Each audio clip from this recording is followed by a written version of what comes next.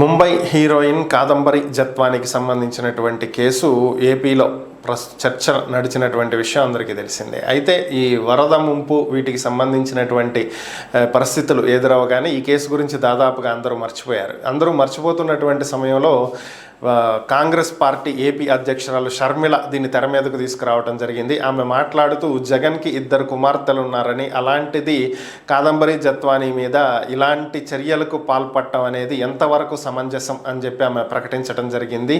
అలాగే సజ్జన్ జిందాల్ జగన్కి అత్యంత సన్నిహితుడని ఆయనే ప్రకటించుకోవటం జరిగిందని, అలాంటి సజ్జన్ జిందాల్కు మేలు చేకూర్చడం కోసం జత్వానీని అడ్డుకోవటం కోసం ఆమె మీద ఐఏఎస్ఎల్ని ఐపీఎస్ఎల్ని ఉపయోగించడం జరిగిందని, ఐఏఎస్లు ఐపీఎస్లు జగన్కి తెలియకుండానే ఆమెను నిర్బంధించి అరెస్టు చేసి హింసించారా, ఇవన్నీ ఆయనకు తెలియకుండానే జరిగాయి అంటే నమ్ముతారా అని చెప్పి ఆమె వ్యాఖ్యానించడం జరిగింది. ఇలాంటి దుశ్చర్యలకు పాల్పడటం తగదని, కేవలం సజ్జన్ జిందాల్ని కాపాడటం కోసం, ఆయన మీద కేసులు లేకుండా చూడటం కోసం ఉన్నతమైనటువంటి కుటుంబం నుంచి వచ్చినటువంటి జత్వానీని ఆమె కుటుంబాన్ని నిర్బంధించి ఇవి బయటపడేలా ప్రయత్నించారు అని చెప్పి ఆమె వ్యాఖ్యానించింది. అలాగే గుడ్లవల్లేరు ఇంజనీరింగ్ కాలేజీలో హిడెన్ కెమెరాల ఘటన గురించి కూడా ఆమె స్పందించింది. ఇవన్నీ కూడా కేవలం వైఎస్ఆర్ కాంగ్రెస్ పార్టీ సృష్టించినటువంటి పుకార్లే అని చెప్పి తాము భావిస్తున్నామని, అక్కడ వాస్తవంగా ఎలాంటి హిడెన్ కెమెరాలు కూడా దొరకలేదు అని చెప్పి ఆమె వ్యాఖ్యానించింది. అలాగే కాంగ్రెస్ తోటి ఒక